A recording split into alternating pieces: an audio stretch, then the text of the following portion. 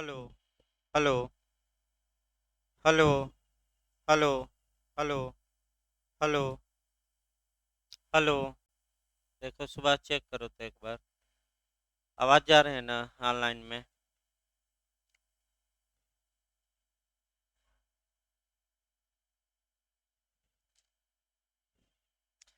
देखिए कई लोग भाई मैंने एक दो सूचना दे दीजिए। आपका कल भी क्लास चलेगा। आपका मैंने कल भी क्लास चलेगा आपका। और कल वहीं थोड़ा समय कल बढ़ाएंगे। आपका तबीयत में धीरे धीरे सुधार हो रहा है। अचानक आपका मैंने नुकसान भी हो गया एक दो दिन इसके कारण। और आदमी जांच ऊंच भी आज कराया, कुछ निकला नहीं। जांच में यानी कि प्लेटलेट्स और टाइफाइड सब जांच करा लिया। तो यानी कि थोड़ा बहुत हरासमेंट भाग दौड़ के कारण थोड़ा दिक्कत आ गई थी। लेकिन एक दो दिन आपका आराम किया आदमी तो भाई कुछ सुधार है।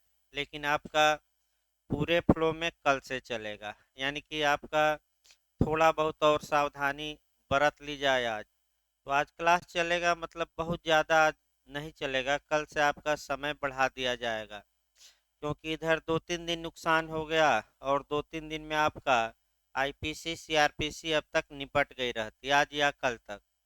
तो उसका उपाय है कि थोड़ा बहुत आपका समय बढ़ा के और हल्का सा शार्ट करना पड़ेगा। यानी कि आपका शार्ट करके ही थोड़ा पढ़ाया जाए शाम वाला बैच। तो कल आपका 4:30 बजे से क्लास चलेगा भाई, लगभग 7:30 बजे तक। यानी कि कल थोड़ा स्पीड बढ़ाएंगे। और भले रविवार हो, क्योंकि आपका 19 तक ही क्लास चलाया जा सकता है। क्योंकि 20 को आपका एक दिन ब्रेक भी चाहिए। और जितने क्लास चल रहे हैं भाई आप उसको रिवीजन भी करते रहिए। और जो भी आपके पास साल पेपर हो उसको भाई आपका कर्तव्य है कि अब लगाना शुरू कर दीजिए। यानी कि अब साल पेपर भी ज़्यादा, मैं भी मॉडल ज़्यादा बता रहा हूँ। तो देखिए आईपीसी आपका चल रही थी। और आईपीसी में आपका जो पिछले लेक्चर में पढ़ाया गया था आपका 230 से लेकर 293 तक।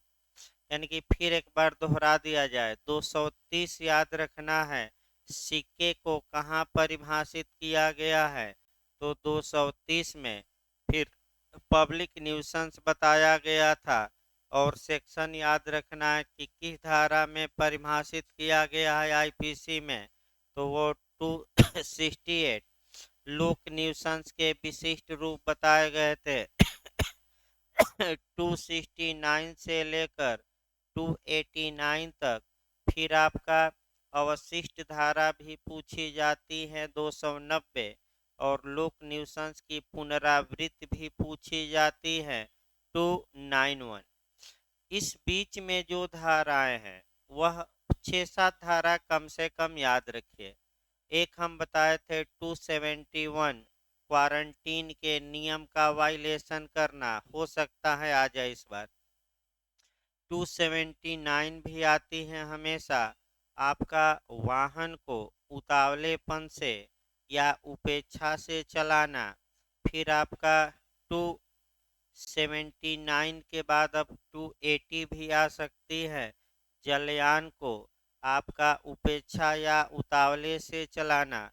फिर आपका वायुमंडल को प्रदूषित करना, यानी कि हवा को प्रदूषित करना, जल को प्रदूषित करना, ये भी आ सकता है। जीव जंतु के साथ मैंने जीव जंतु को के प्रति उपेक्षा बरतना। और इधर से आपका मैंने एक क्वेश्चन बनने का चांस रहता है। इसके बाद हम बताए थे 292, यहाँ से पिछली बार जे में भी क्वेश्चन उत्तराखंड बनाया है। केस बना दिया था कि हिकलिन का वाद किस धारा से संबंधित है, सेक्शन पूछा था। तो कल पिछले लेक्चर में आपको बताया गया था 292। तो अब केवल अश्लीलता कहाँ दंडनीय है, तो धारा 292। फिर अश्लीलता किस केस में अपराध माना गया हो सकता है पूछ ले, तो आर वर्सेज कर्ल का केस। अश्लीलता को किस केस में परिभाषित किया गया, तो हिकलिन का वाद। और भारत में अश्लीलता पर कौन सा वाद है? तो रणजीत उड़ेसी का केस। यानी कि 3 केस याद करके जाना है। किस पर है ये? 292, 293 से भी क्वेश्चन बना है और यूपी एपीओ ने भी यूपी एपीओ ही बना चुका है क्वेश्चन कि तरुण 293 के तहत तरुण किसे माना जाएगा? तो तरुण यानी कि उसे माना जाएगा जिसकी एज याद रखनी है कितने से कम हो? तो आपका 20 वर्ष, 20 ईयर्स। तो तरुण को अगर बेच रहे हैं अश्लील पुस्तक किताब, तो दंड की मात्रा थोड़ा क्या होती है? बढ़ती है। तो दंड नहीं पूछा गया है कभी। इसके बाद आ जाइए 293 के बाद आपका 294 देखा जाए, 294 भी क्वेश्चन आ जाता है। अश्लील कार्य और गाने, अश्लील कार्य और गाने दंडनीय है आपका 294 में। तो जो कोई का मतलब ये हुआ कि चाहे स्त्री द्वारा अपराध किया जाए या पुरुष द्वारा, यानी कि 294 का अपराध जो कोई का मतलब ये हुआ कि स्त्री भी ऐसा कर सकती है और कौन कर सकता है? पुरुष भी। किसी लोक स्थान में कोई अश्लील कार्य करेगा, यानी कि इसका मतलब कि अगर प्राइवेट स्थान में अश्लील कार्य किया जाता है तो 294 लागू नहीं होगी। तो 294 कब लागू होगी? जब कोई अश्लील कार्य कहाँ किया जाता हो?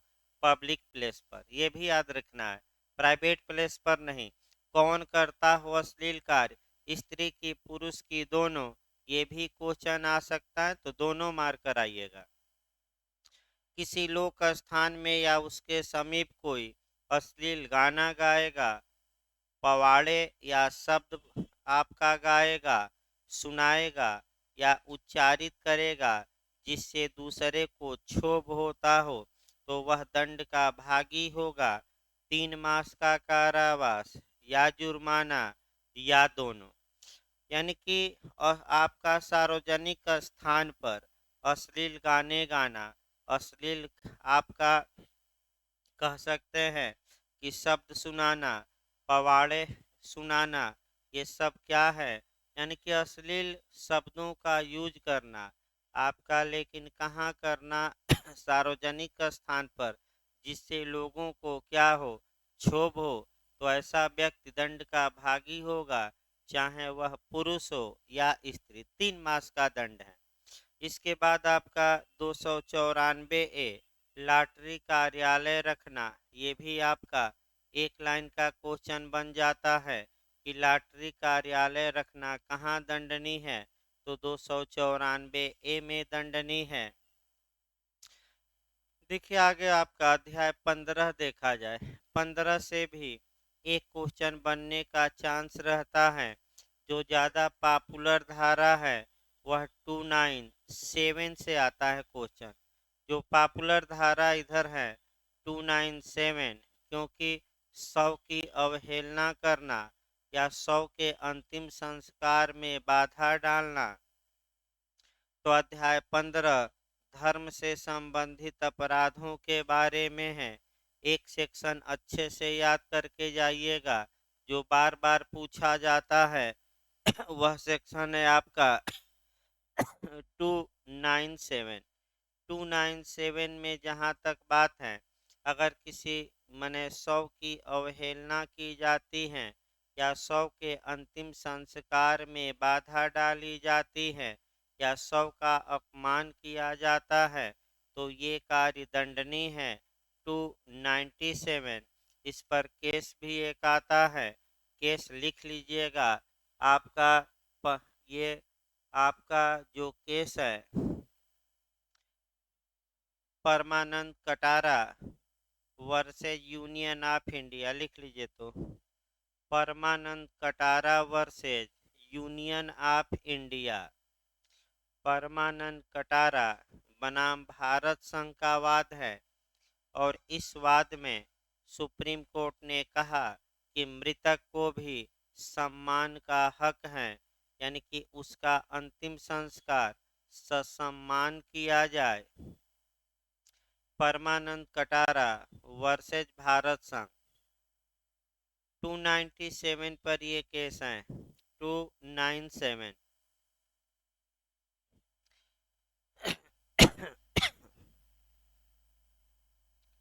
297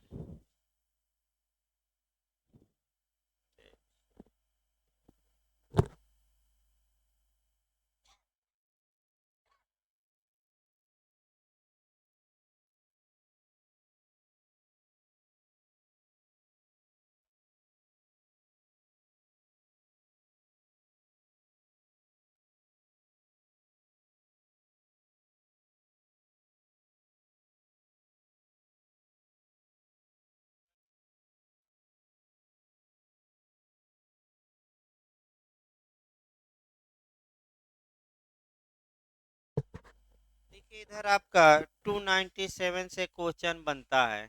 100 की अवहेलना करना, यानी कि 100 को आपका पैर से मारना, या अंतिम संस्कार में बाधा डालना, या अंतिम संस्कार के जो माने कर्मकांड है उसमें आपका बाधा डालना इत्यादि इसमें दंडनीय है।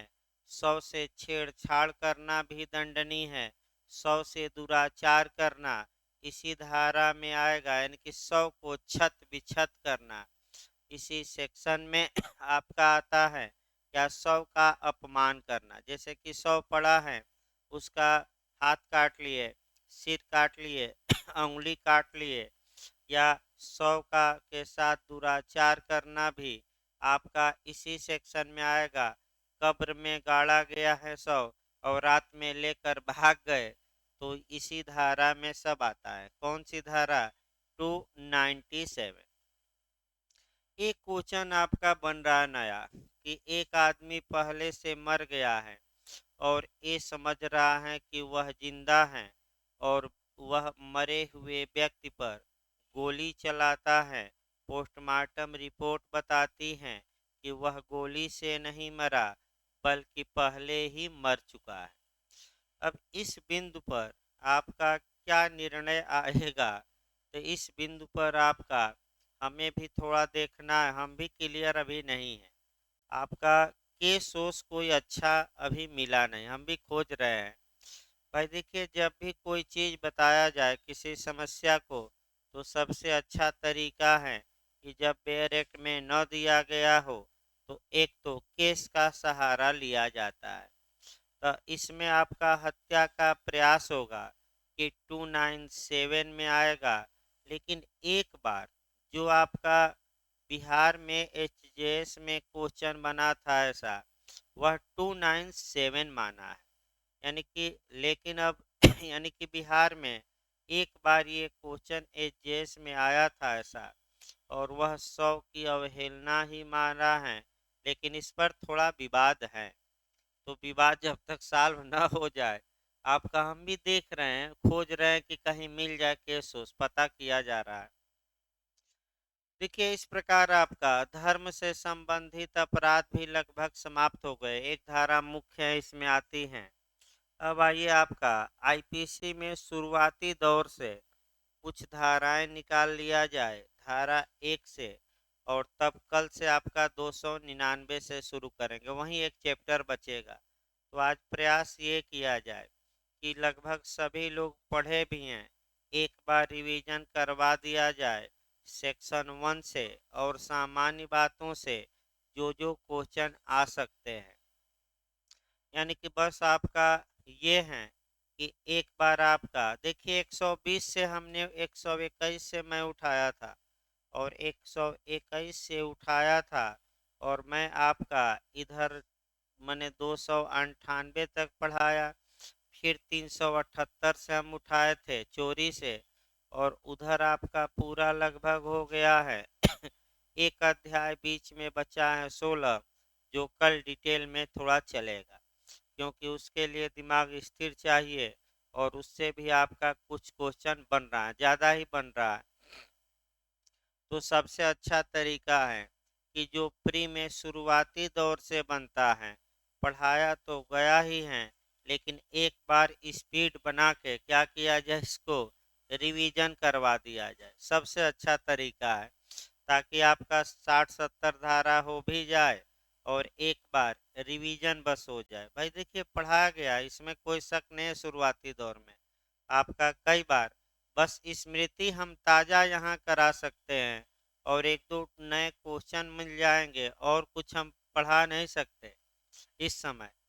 तो आइए एकदम शुरुआती दौर से अब शुरू किया जाए और आपका 120 ए तक निपटा दिया जाए, 120 बी तक, क्योंकि क्रिमिनल का देखिए, जब भी शुरुआती दौर से पढ़िए तो आपको एक नियम याद रखना है, एक तो निर्माण से एक क्वेश्चन कभी काल बन जाता है, तो आपका 5-6 क्वेश्चन केवल मैं निकाल रहा हूँ, और निर्माण से यहाँ से बनना होगा तो बन जाएगा। पहला क्वेश्चन ये बनता है कि आईपीसी का निर्माण किस लॉ कमीशन के सिफारिश पर किया गया, तो आपका जवाब रहेगा फर्स्ट लॉ कमीशन, प्रथम विधि आयोग।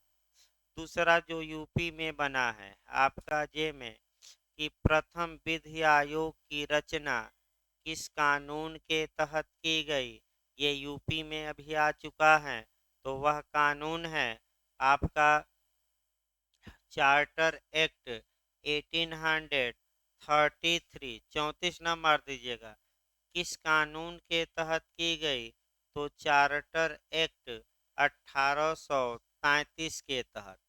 दूसरा क्वेश्चन जो आपका यूपी एपीओ में बना है कि प्रथम विधि आयोग का गठन किस सन में किया गया, तो वह सन था 1834 ईस्वी में। फिर आपका एचजेएस में क्वेश्चन जो प्री में बना है कि आपका आईपीसी का निर्माण किसने किया, 4 विद्वानों का नाम दिया था, तो लॉर्ड थॉमस, वेलिंगटन, मैकाले मारकर आना है, यानी कि इसका निर्माण में मुख्य भूमिका किसकी थी, लॉर्ड मैकाले की। ये यूपीएससी में भी आ चुका है। इसके बाद आपका निर्माण पूछा जाता है कि निर्माण की तिथि क्या है, यानी कि किस तारीख को आईपीसी बनकर तैयार हो गई, वह डेट वाइज भी सन याद रखना है, 6 अक्टूबर 1860 को, यानी कि 6 अक्टूबर 1860 को आईपीसी बनकर तैयार हो गई। तो लागू कब हुई, तो 1 जनवरी 1862। कब लागू हुई, 1 जनवरी 1862 को। इसमें 23 अध्याय हैं, 511 धाराएं हैं, ये भी आजकल ऐसा पूछ रहा है। इसके बाद सेक्शन 1 से उड़ान भरिए, सेक्शन 1 में संक्षिप्त नाम, विस्तार और प्रारंभ है। यहाँ से बस एक लाइन क्वेश्चन बन सकता है कि जम्मू कश्मीर संघ शासित प्रदेश में आपका मैंने कह सकते हैं कि किस तारीख को ये आईपीसी लागू हुई, तो वह डेट याद करके जाना है भाई। सेक्शन 1 में 31 अक्टूबर आपका 2019। इसके बाद सेक्शन 2 से क्वेश्चन उत्तराखंड बनाता है ज़्यादा, कि भारत में किए गए अपराधों के लिए आईपीसी के तहत व्यक्ति दंड का भागी होगा, चाहे कोई भी व्यक्ति अपराध किया हो भारत के भीतर, तो इंट्रा टेरिटोरियल जुडिक्शन से कौन सी धारा संबंधित है, तो धारा 2, और एक्स्ट्रा टेरिटोरियल यानी कि बाह्य प्रादेशिक क्षेत्राधिकारता से, तो धारा 3 और धारा 4। अब जो क्वेश्चन आजकल बन रहा है वह ये बन रहा है, एक तो हेडिंग आया था, यानी कि आपका कई राज्यों में डायरेक्ट हेडिंग पूछ ले रहा है, चाहे आप सीबीआई एपीओ कहीं भी देखिए, कि जो धारा 3 का और धारा 4 की हेडिंग है, कम से कम उसको याद रखना है। तो भारत से बाहर किए गए अपराधों के लिए सामान्य नियम सेक्शन 3 में है, और आपका राज्य क्षेत्रातीत अपराधों पर संहिता का विस्तार हेडिंग दे दे तो 4। यानी कि सेक्शन 3 और सेक्शन 4 की जो हेडिंग है वह आजकल हेडिंग भी पूछ रहा है। एक क्वेश्चन इसमें पूछा जाता है और वह आपका जो पूछा जाता है सेक्शन 4 से कि एक भारत का विमान है और इंग्लैंड में उड़ रहा है और वहाँ दो विदेशी आपस में लड़ जाते हैं, तो क्या ऐसी दशा में उनका जांच और विचारण माने भारत में वे आईपीसी के तहत दंड के भागी होंगे कि नहीं। एक पॉइंट हमने मिस किया है इसमें।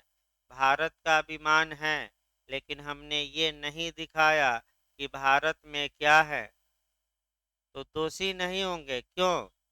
तो यही पॉइंट आपका गलती होता है, क्योंकि वह विमान भारत में क्या होना चाहिए, रजिस्टर्ड, यानी कि वह विमान भारत में पंजीकृत होना जरूरी है।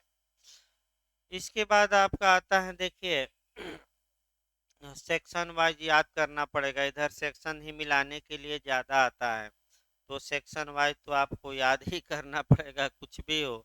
अगला सेक्शन आपका 5 नहीं पूछा जाता, फिर 6 पूछा जाता है और 6 आपका एक लाइन ही पूछा जाता है कि आपका जो सामान्य अपवाद है यानी कि जनरल एक्सेप्शन है वह कह सकते हैं कि हाँ। एक और क्वेश्चन यहाँ बनता है कि साधारण स्पष्टीकरण किस धारा से किस धारा तक में दिए गए हैं, तो 6 से लेकर 52A तक मारेंगे।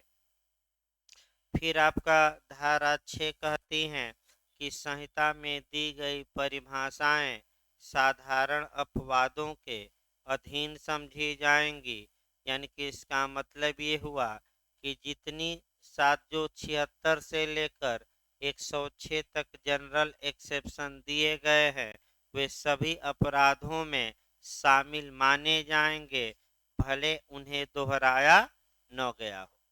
तो इसके बाद आपका 7 छोड़ दीजिएगा। सेक्शन 8 कभी काल पूछा जाता है लिंग की परिभाषा कहाँ दी गई है, जेंडर, तो सेक्शन 8 में। वचन की परिभाषा कहाँ है, आपका नंबर, तो 9 10 ज़्यादा पूछा जाता है, यानी कि भले ही 6 7 8 9 छोड़ दीजिएगा, धारा 10 याद करके जाइएगा। पुरुष और स्त्री को कहाँ परिभाषित किया गया, अंडरलाइन कर लीजिएगा। पुरुष और स्त्री को कहाँ परिभाषित किया गया है, तो धारा 10 में।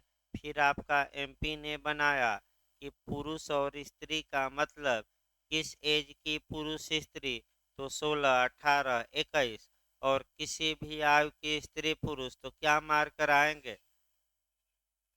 यानी कि अगर किसी धारा में स्पेशल रूप से अलग से कहीं प्रावधान न हो तो स्त्री और पुरुष का मतलब किसी भी आयु की स्त्री पुरुष, लेकिन कुछ धाराओं में अलग से प्रावधान किए गए हैं और वहाँ किसी भी आयु का न मारिएगा, वहाँ स्पेशल आयु दी गई है। जैसे कि किडनैपिंग में 361 धारा में लड़का है तो 16 से कम और लड़की है तो 18 से कम, तो वहाँ किसी भी आयु का काम नहीं करेगा, क्योंकि उस सेक्शन में स्पष्ट रूप से अलग से क्या दे दी गई है, एज। आइए 10 के बाद 11 भी पूछा जाता है। पर्सन या व्यक्ति की परिभाषा कहाँ दी गई है, 11 में। बस एक लाइन में पूछा जाता है पर्सन में कौन शामिल है, तो कोई कंपनी, सेकंड संगम, थर्ड व्यक्तियों का समूह या निकाय, उपर्युक्त सभी। ये भी क्वेश्चन आ चुका है, तो क्या मार कर आएंगे, उपर्युक्त सभी, चाहे वे निगमित यानी कि रजिस्टर्ड हो या। एक बार रजिस्टर्ड पर भी पूछा, रजिस्टर्ड होने की कोई आवश्यकता नहीं। 12 में पब्लिक परिभाषित हैं, ये भी छोड़ सकते हैं। 14 पूछा जाता है सरकार का सेवक कहाँ परिभाषित हैं, आपका 14 में परिभाषित हैं सरकार के प्राधिकार द्वारा जो नियुक्त किया गया है या नियोजित किया गया है, यानी कि जिसे सरकार ने नियुक्त किया है वो सरकार का क्या होगा, सेवक। इसके बाद धारा 17 सरकार की परिभाषा, तो सरकार का मतलब कि कौन सी सरकार, पूछ लेगा केंद्रीय सरकार की, राज्य सरकार की, दोनों। तो क्या मार कर आएंगे, दोनों। 18 की परिभाषा, पिछली बार यूपी एपीओ में 19 आया। 19 में न्यायाधीश की परिभाषा, न्यायाधीश में आपका जो एक तो पूछा जाता है कि न्यायाधीश की परिभाषा कहाँ दी गई है, 19 में। न्यायाधीश में कौन शामिल है, न्यायाधीश, मजिस्ट्रेट, दोनों, इनमें से कोई नहीं। तो क्या मार्क कराएंगे, न्यायाधीश में कौन शामिल है, न्यायाधीश की, मजिस्ट्रेट की, दोनों, दोनों। और आपका दृष्टांत कवर करना पड़ेगा। जो ये लास्ट दृष्टांत हैं बस वहीं रट कर जाइए। कौन न्यायाधीश नहीं है, तो जिसे निर्णय देने की क्षमता न हो, केवल मामले को कमिटल करने की, सुपुर्द करने की, उपार्पण करने की शक्ति हो, वह व्यक्ति न्यायाधीश नहीं माना जाएगा। यानी कि आपका 3 एंगल बस याद रखिए, यूपीएपीओ में आ चुका है। पहला, न्यायाधीश की परिभाषा, सेक्शन तो रटना ही पड़ेगा, किस धारा में, 19 में। न्यायाधीश में कौन शामिल है, मजिस्ट्रेट की, न्यायाधीश की, दोनों, दोनों। और आपका कौन न्यायाधीश नहीं है, तो जिसे केवल मामले की क्या करने की शक्ति प्राप्त हो, उपार्पण। उपार्पण माने ट्रांसफर तो नहीं कहा जा सकता, भेजना, भेजना एक तरह से। यानी कि उपार्पण माने सुपुर्द करना, हाँ, कमिट करना, जो इंग्लिश में कमिट कहते हैं। अब देखिए नए लोगों के भाई बस की बात नहीं है, मैं बता दूं। फिर एक बार सलाह दी जाती है कि जो लोग कुछ नहीं पढ़े हैं, आपका उनके लिए अभी न आए तभी ठीक है, क्योंकि आपका 21 के बाद जब चलेगा रेगुलर बैच, तब उनके लिए चलेगा। क्योंकि जो नहीं जानता उसके सिर के एकदम ऊपर से एक एक शब्द निकल जाएंगे, और जो पहले से एक बार कुछ जानता है वही आपका क्वेश्चन पकड़ पाएगा इस समय। ये जो एक हफ्ता चलेगा क्लास, और जो कुछ नहीं जानता है, अब भाई कुछ नहीं जानते एग्जाम देना है तो थोड़ा रटिए, और क्या उपाय है, इतने कम समय में टल जाए परीक्षा, ठीक ही है, न टले तो देना ही पड़ेगा। वैसे अभियान धीरे लोग चला रहे हैं कि जब तक की जांच पूरी न हो जाए। रुकिए भाई, देखिए 2-4 मिनट इनकी ही बात आप लोग सुन लीजिए।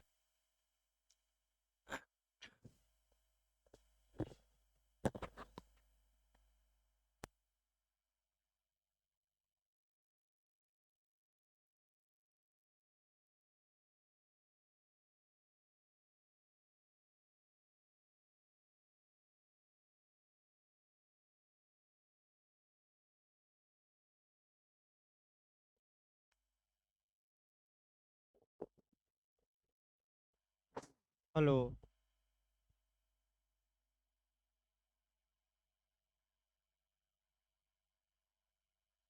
यह दीपावली के बाद, दीपावली के दिए की तरह ये जो जगमगाते हुए चेहरे हैं, कल हाई कोर्ट के भविष्य का निर्धारण करेंगे। और आप कल, कोई इसमें से हाई कोर्ट का न्यायमूर्ति बनेगा, कोई जिला जज बनेगा, कोई आईएएस बनेगा, कोई हाई कोर्ट में अच्छे वकीलों में शुमार होगा। आपके मैं उज्जवल भविष्य की कामना करता हूं, और आप इसी तरह उत्तरोत्तर ज्ञानवर्धन करते रहें। और इस कोचिंग का भी, जहां आप बैठे हैं, उसका भी मैं आभार व्यक्त करता हूं कि इतने व्यस्ततम अध्ययनरत विद्यार्थियों के बीच हमको आमंत्रित किया। यह हमारे लिए सौभाग्य की बात है। और मैं कोचिंग के संचालक या आपके अध्यापक, आपके गुरु, इनका मैं आभार व्यक्त करता हूं।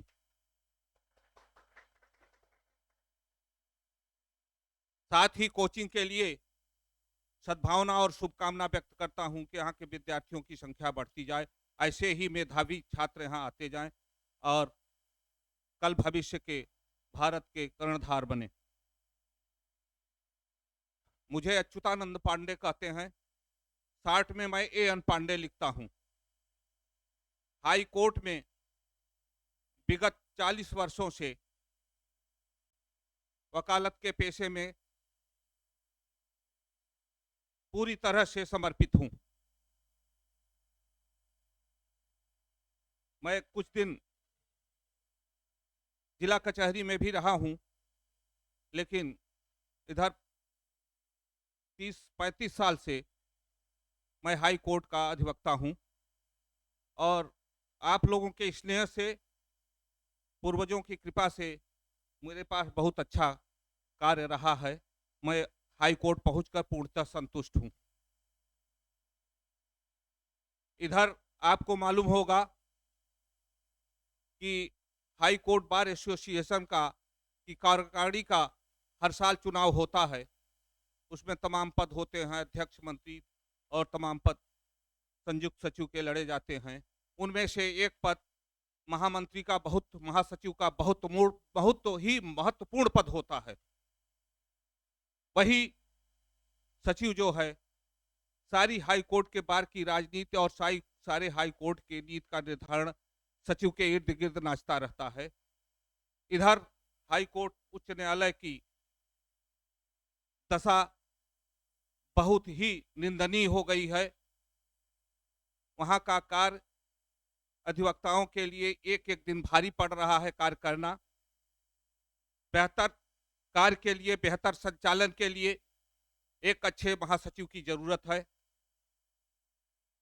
मैंने भी ये संकल्प लिया है और कदम उठाया है। मैं महासचिव पद का उम्मीदवार हूं, एन पांडे, पूरा नाम अच्युतानंद पांडे। आप लोगों में से तमाम लोग वहां मतदाता हैं और आप बखूबी वहां के हर क्रियाकलाप से वाकिफ हैं। आपका एक एक मतदान बड़ा महत्वपूर्ण है। आप वहां का जो रेगुलर प्रैक्टिशनर है, मतदान के लिए आप उनसे कहीं ज्यादा महत्वपूर्ण हैं और आप उस चुनाव की दिशा और दशा का निर्धारण करते हैं। मेरी आपसे अपील है, मैं प्रैक्टिसिंग लॉयर हूं, सिर्फ राजनीति करने के लिए वहां नहीं गया हूं। तमाम समस्याएं हैं, जैसे दाखिला में तमाम समस्या है, केसों का निस्तारण काफी दिन बाद होता है। तमाम समस्याएं ऐसी हैं, तमाम जलालत वकीलों को झेलनी पड़ रही है। ये बहुत ही सम्मान का पेशा है, ये कोई रोजी रोटी चलाने का पेशा नहीं है। बहुत ही सम्मान का पेशा है, पैसा भी है, महत्व भी है और कद भी है और गरिमा भी है। उस गरिमा को वापस लाने के लिए, उस गरिमा में कहीं ना कहीं कालिमा दिखाई पड़ रही है, उस गरिमा को वापस लाने के लिए मैं आपके पास आया हूं।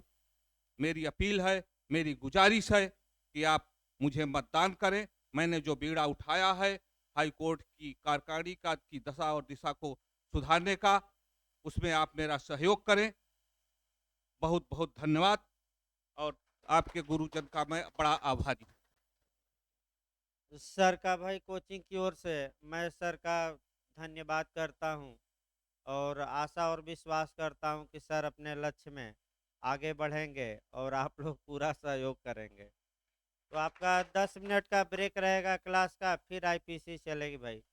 थोड़ा तबीयत 2 दिन से सही नहीं है तो बहुत लंबा हम नहीं खींच सकते, तो 10 मिनट का ब्रेक रहेगा, फिर आईपीसी आपका चलेगी और कल भी क्लास चलेगा।